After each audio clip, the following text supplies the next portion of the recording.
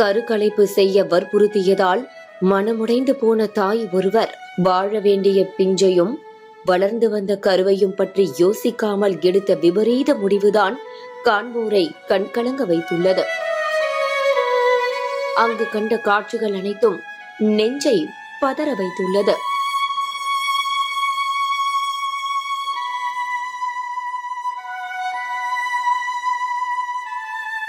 திருவண்ணாமலை மாவட்டம் கரிக்கலாம்பட்டி கிராமத்தை சேர்ந்தவர் விக்னேஷ். இவரது மனைவி உமாதேவி. இவர்களுக்கு திருமணமாகி 1 வயது பெண் குழந்தை இருந்தது. தற்போது உமாதேவி 4 மாத கர்ப்பிணியாக இருந்துள்ளார்.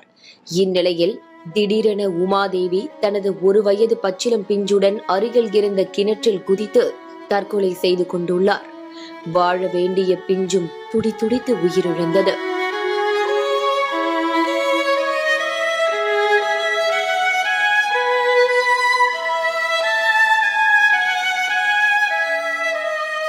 இதுகுறித்து தகவல் அறிந்து வந்த கீழ்பெண்ணாத்தூர் போலீசார் மற்றும் தீயணைப்பு துறையினர் 1 மணி நேரம் போராடி உமாதேவி மற்றும் அவரது குழந்தை மேகனாவின் உடல்களை மீட்டு திருவண்ணாமலை அரசு மருத்துவக் கல்லூரி மருத்துவமனைக்கு பிரேத பரிசோதனைக்காக அனுப்பி வைத்தனர்.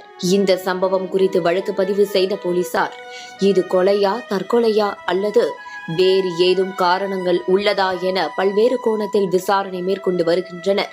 இந்த நிலையில் திடீர் திருப்பமாக பகீர் தகவல் வெளியாகியுள்ளது. சந்தேகத்தின் பேரில் உயிரிழந்த உமாதேவியின் கணவர் விக்னேஷ், மாமனார் ஜெயவேல், மாமியார் சிவகாமி ஆகியோரிடம் விசாரணை மேற்கொண்டனர். விசாரணையில் உமாதேவிக்கு திருமணமாகி பெண் குழந்தை உள்ள நிலையில் 2வது முறையாக கர்ப்பமாகியுள்ளார்.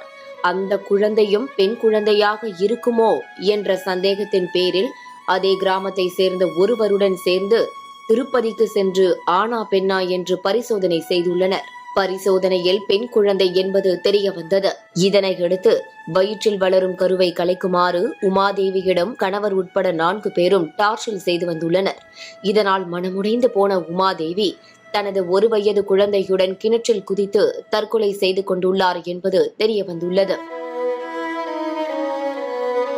பின்னர் உமாதேவியின் கணவர், மாமனார், மாமியார் இவர்களுக்கு உடந்தையாக இருந்த மற்றொரு நபர் என 4 பேரையும் கைது செய்து சிறையில் அடைத்தனர். வாழ வேண்டிய பச்சிளம் பிஞ்சுடன் வளர்ந்து வரும் கருவுடன் இளம் தாய் ஒருவர் தற்கொலை செய்து கொண்ட சம்பவம் மொத்த கிராமத்தையும் சோகத்தில் ஆழ்த்தியுள்ளது. தற்கொலை எதற்கும் தீர்வல்ல.